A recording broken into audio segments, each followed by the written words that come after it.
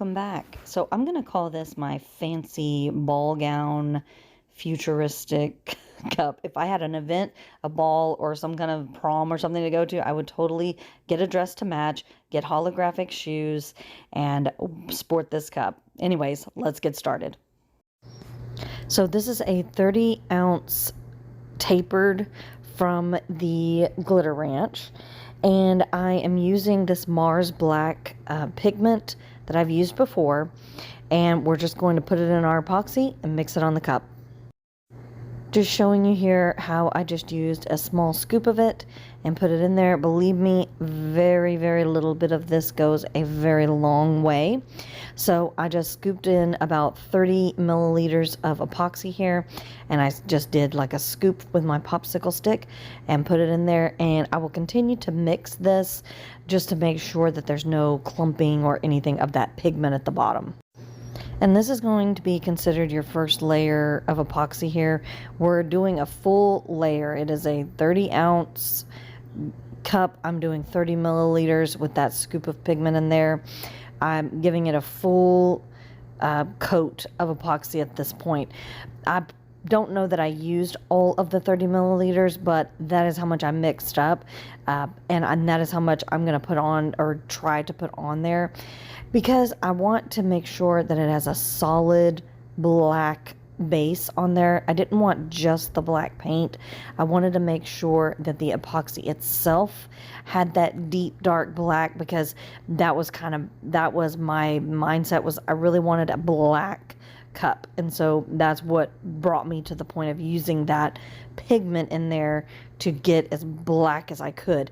But in this moment, you want to make sure that you are putting this on the cup as good as possible, you know, as smooth as possible and even as possible.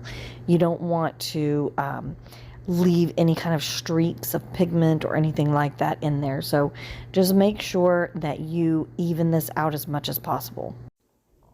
So here I am using a 3D holographic vinyl. I will do my best to try to find this exact vinyl. I got it at the vinyl store by my house, but it is basically like circles that are 3D. And if you have some kind of holographic where there's a point of the 3D look, if that makes sense, like if there's a star or something, like the middle part that looks as though it is 3D, that was kind of what I was going for. So I was cutting out that particular piece because I wanted it to look like there were lights coming up from underneath all of the other things that I was going to be putting on top. So this was going to be the underneath layer. Now, I could have cut circles out on the Cricut, but I knew that I wasn't going to be able to line them up exactly, so I just cut them out by hand. I would have, however, done a hole punch, but I did not realize that my hole punch was actually right in front of me there. It was behind something, and I thought I had lost it, but it was right there. When I was pulling something out the other day, I was like, well, there's the daggum hole punch. Anyways, I had a 3-hole punch, but I was just like, whatever, I'm just gonna cut them out. And so I did not do them accurately. I mean, I did not do them symmetrical. I just cut them out as I cut around, and that all I was doing was trying to get that piece of 3D-ness, if you will, out of the middle of that round circle. And I'm going to be putting a frosted glitter vinyl on top of that, so it is not vital that it be this exact thing, just that it is like a 3D vinyl. So I only did one line of that 12 by 12 sheet. I only did one line of it. So these were the dots that I came up with. I did not count them, but you know, this is totally going to be at your discretion of what you think, how many dots you need to have on there, or how many dots you really want, or you know, if you want less or more or whatever. So this is going to be totally up to you and what you decide if you do recreate this. And I just peeled off the backing and just stuck them randomly. Probably I would say maybe I went down about halfway. I don't know that I went all the way halfway, but it was probably maybe a little bit less, maybe 2/3 of the way. But I did put them all the way down, and I think I actually ended up cutting more. But like I said before, it's going to be totally at your discretion of how many you want and what the look you're going for. If you want it to be way more sparkly or a little less sparkly or whatever. And it looks as though I did not cut anymore, so that one strip was just good enough for what I had in mind. And this I used, I cut circles out in a frosted glitter vinyl. I will do my best to try to find something comparable to this that I found at the store that by my house. This is any kind of frosted, anything that you have, clear vinyl or something like that would work for this. What I was trying to do was magnify and also kind of dull down that 3D-ness. I guess I don't know what better term to say, but I I I just wanted kind of a contrast. I wanted it to not reflect so much light, but also kind of has some depth to it. And it is really hard to see it right here, but it honestly did exactly what I was wanting it to do.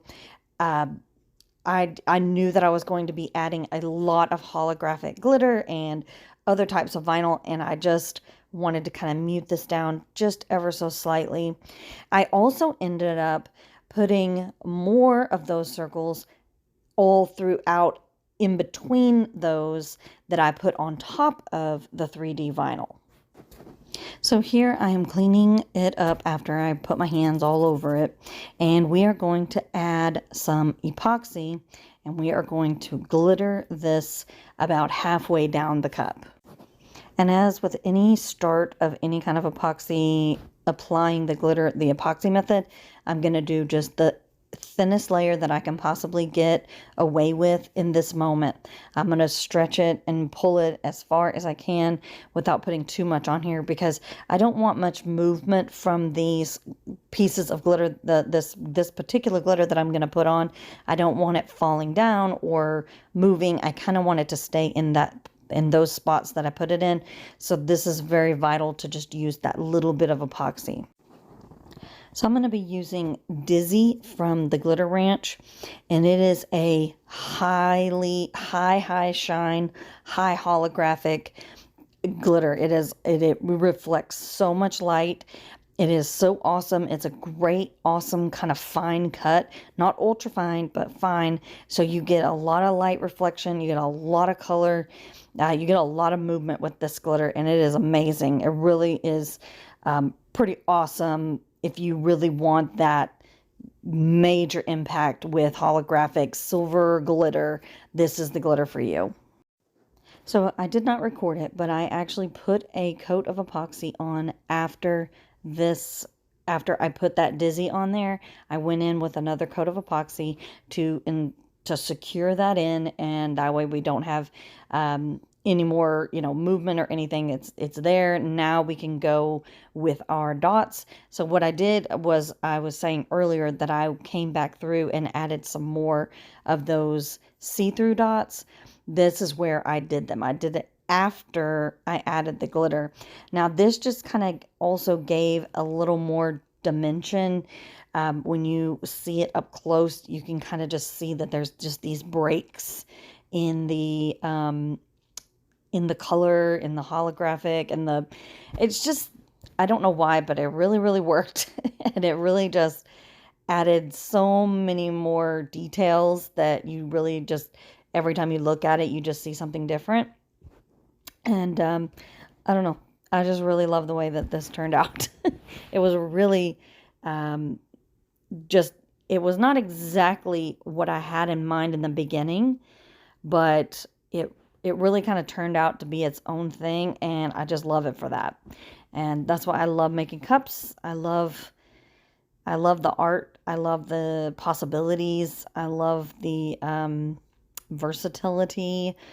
All of the words. I seriously love doing this, and I love that all of you are here watching and participating and joining my group. And I'd love to see the things that you make, if any of this inspires you.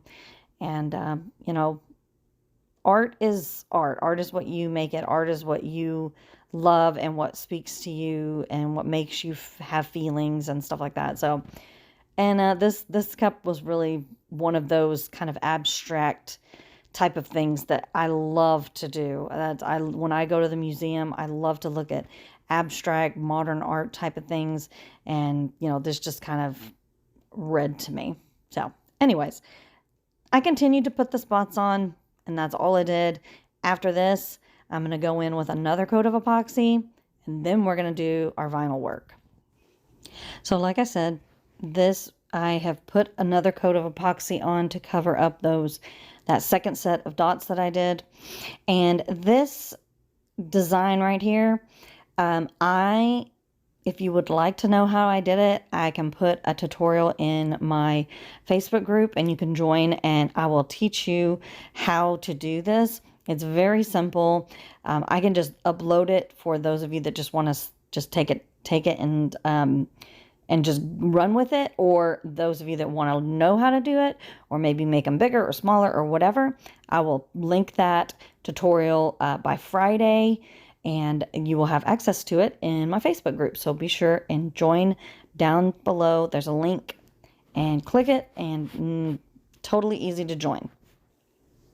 So those of you that do know Cricut pretty easily, I just took a square, I measured them out, and then I measured them different lengths, and then I put them together and lined them up, and then duplicated, and then attached them, and then cut them out. But I am cutting them here because this is a tapered cup, so I am going to have to maneuver them around the edge there. And so I did cut them up so that I could, you know, evenly space them out and all of that. So I did spray it down with alcohol. I always spray it down with alcohol before putting vinyl in there. You just never know what fingerprints or things are lurking on there that will get under the vinyl or cause you problems. And it just ensures a little bit better of a stick and secure adhesive bond when you do that. So I did, you know, it was kind of a little bit difficult because we were working with a curved surface, and on the top it was a little bit curved because of, you know, just there was several layers of epoxy on here at this point. I did not bring it all the way to the top. I have already cut the top part there and used my Dremel to give me a bit of a rim. I already did it at this point because I didn't want to cause any problems with this vinyl going forward. So I already got my rim set up, and then I did not put this vinyl all the way to the edge. If you can see right there, I'm just putting it ever so slightly below that edge. Now, as you're going around and this is being tapered, the lines have a tendency to kind of move in to each other. So be careful when you're doing this, and really, you know, make sure you're cutting them at the appropriate, you know, amount of, you know, like here, I was like, okay, I'm going to have to cut this because if I just continued, it's going to go up too far and that kind of thing. So these are the kind of tricks that you want to, you know, it's okay if you cut them up and did every strip if you wanted to, but you just want to make sure that you are, you know, evenly spacing these out and all of that to get a pretty good, you know, even round look around this whole thing.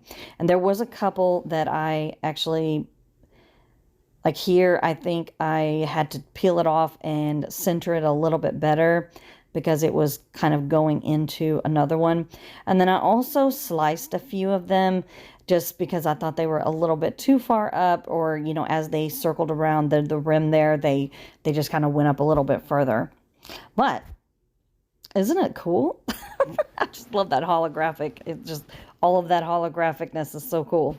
So I can also teach you how I did this as well in the tutorial. I used this really cool kind of Venetian monogram font.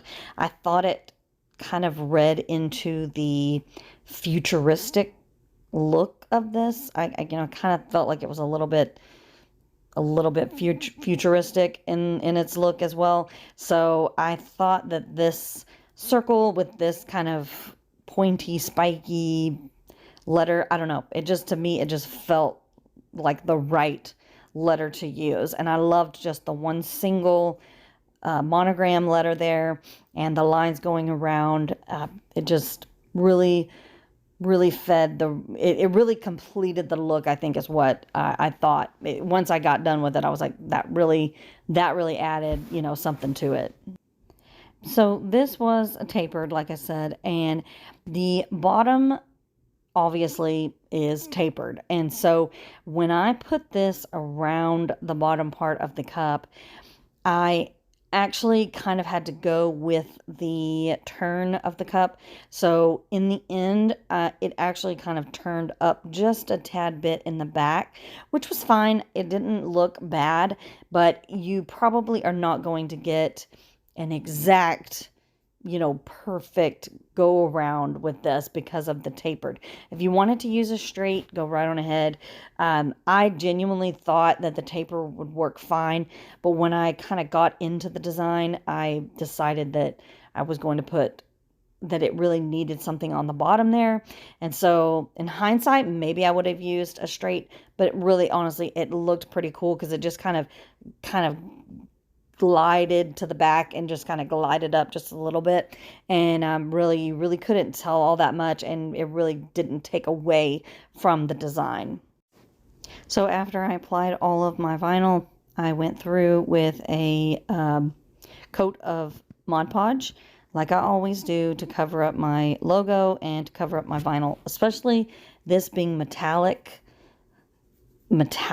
shiny, holographic vinyl. You definitely want to seal this however you seal it. You want to use the CC DIY, polyacrylic or polyurethane, whatever it is. That would work as well. But honestly, I use Mod Podge all the time and it works beautifully. I never have any issues. Now, I always do try to take the rim off the top just to leave that stainless steel open a bit, because I don't want the Mod Podge to not allow me to have the right there, so I'm kind of wiping it down. I want the epoxy to be able to attach to the stainless steel. So I ended up putting 2 final coats on here. I had to do a coat after this one because some of the vinyl at the very, very top, I think I had 2 strips that were kind of sticking up a little bit. So I had to sand it down ever so slightly and then put another coat of epoxy on top of that. No big deal. It still wasn't too thick or too heavy. It worked out beautifully. And that is the final coat there. So, I mean, this really came out a little bit different than what I had in mind, but I absolutely love it. And it is so dimensional and so futuristic. I just absolutely love it. If you recreate this, please join my group. Please tag me in Instagram, TikTok, Facebook, wherever you are. I'm there. Tag me in it, and I will see you next time.